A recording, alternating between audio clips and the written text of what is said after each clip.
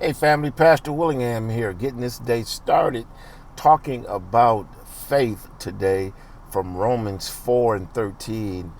And what I want to emphasize here is that God, you can do it because God said you could, but will we believe what God has said about us?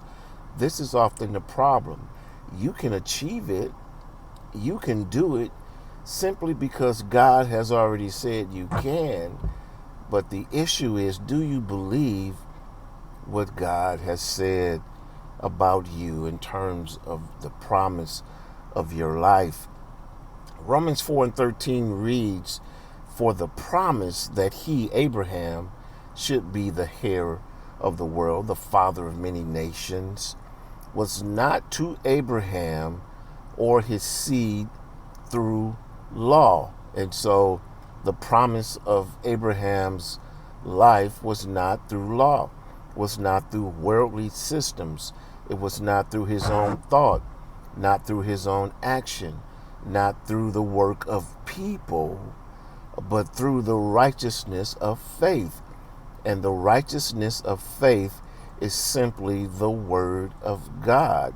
The promise of our life is simply rooted in the faith of God, that is rooted in a simple idea that God, you can do things simply because God said so. Simply because God, when he created you in spirit, he spoke it into your spirit. God has already said it, but will you believe what God has said?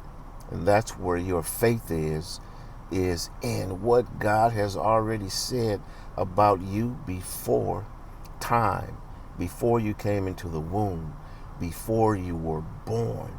And this is what our faith has to be about, that there's something that God has promised. There's a word that God has already spoken over our lives.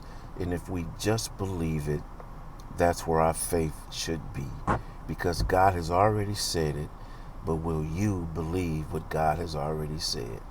Have a great day. Talk to you soon. God bless. Bye-bye.